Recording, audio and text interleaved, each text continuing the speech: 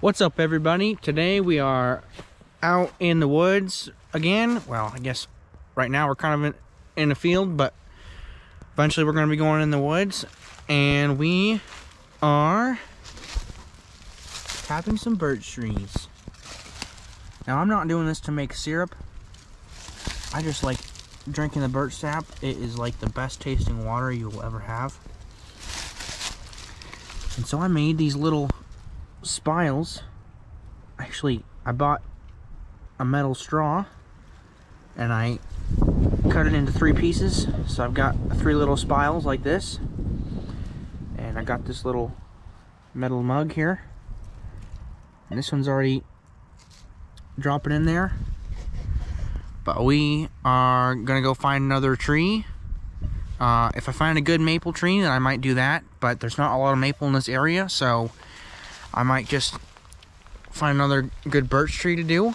But let's go find another tree and I'll show you how I do it. Alright, so I walked into the little woods looking for some more birch trees. I found a couple right here, so there's one right here, then there's 2 other ones right here. And so I want to point out a couple things, and because when you're looking for a tree, you don't want to just tap any birch tree. So first of all, the first thing to look for is size. Like, this is a really nice size birch tree. Like, I can compare it with my hand here. It's I mean, this one is, you can tap one, it's a little smaller than this, but this is over 1 foot in diameter for sure. As are those 2 right there. So that's what you first look for. The second thing, when you get closer to the tree, you want to look up the tree. I know it's hard to tell, but you want to look for if it's starting to bud at all. And if there's a lot of buds all over the tree, then you don't want to tap the tree, because the sap is just not going to taste so good. You also want to look for rot. Like I said, I know it's hard to tell, but that right there is one of the other birch trees, and that is completely rotten, and there's mushrooms all over it, which can be used for other uses, but for right now, there's not going to be any sap running through that tree. So this tree next to it, the tall one, is full of buds, that's full of rot, and this one is perfect. So I'm gonna get out the drill. I think I'm gonna tap it on, I want to tap it on this side where it would get the most sun, and it's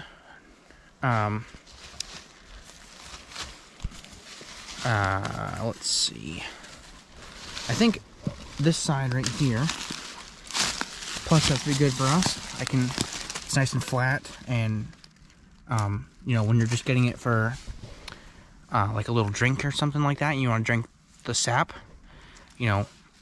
that's how I do it. So I'm not gonna go and hang a bucket, because I don't want to take all the sap from it. So yeah, this will be a nice spot. The bigger the tree, the thicker the bark is down low, so you're gonna have to keep that in mind as you're drilling. If you're hearing that rustling, that is Cookie running around. Yep, there she is. Alright, so yeah, I'll get out all the equipment and I'll show you how to do it. Okay, so I've got my little hand drill here. I like this one because I can actually use the tube that protects it as a handle, because it's really thick. And so I want to try to pick a nice spot here, like right here, where it's a little bit smoother, and go on an angle like that.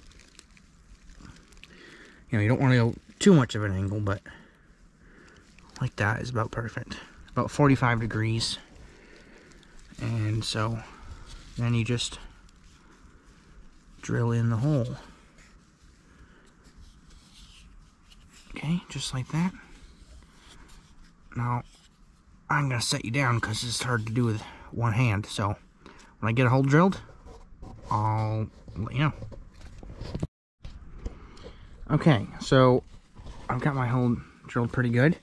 You can already see it's starting to drip out sap, but see how the wood that I'm drilling out there is starting to turn a little bit white, instead of this kind of orangey color. When it stays like that, and it'll get the wood pulp will turn kind of wet, you know you're at a good point. So I'll go ahead and take my drill out, and I can find the right pocket over here.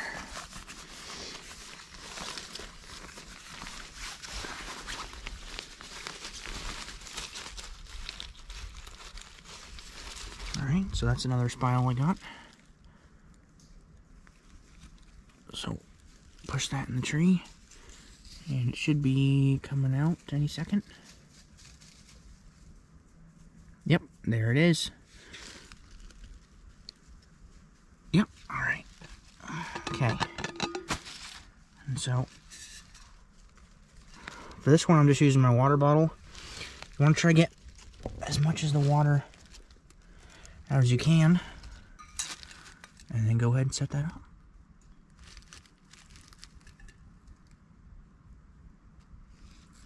Make sure it's dripping in the bottle.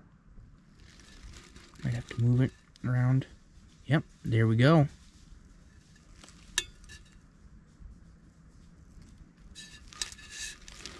You want to make sure it's not going to move on you.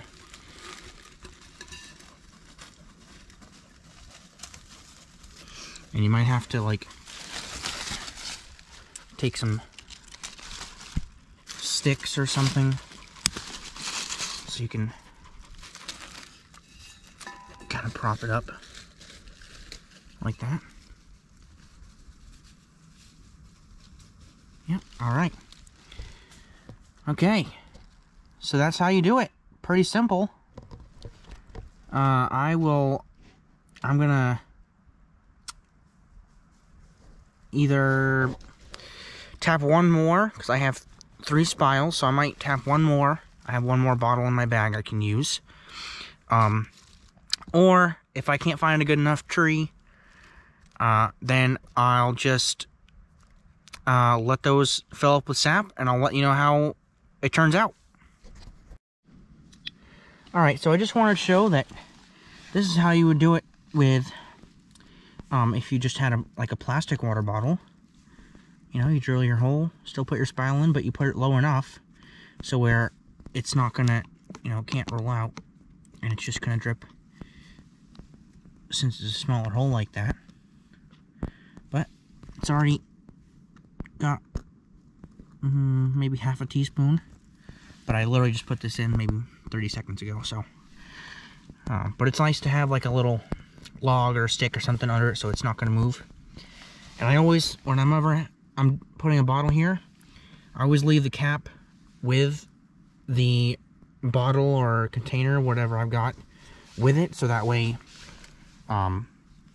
whenever I get back to that bottle I can seal it up right away.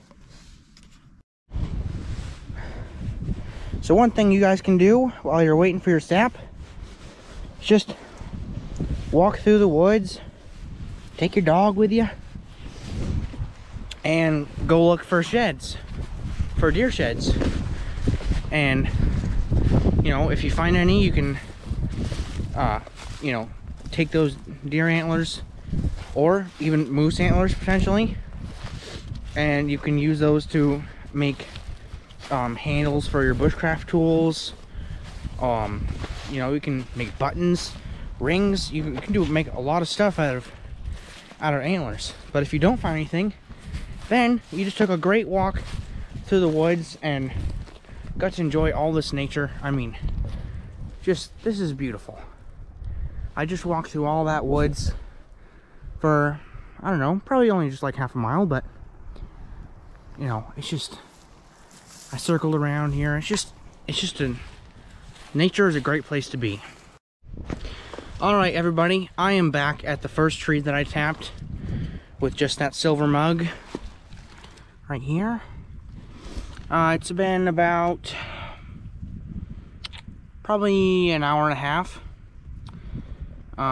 since I left it the first time, and we got a nice amount. I know it's probably hard to tell on the camera, but here, I'll show you.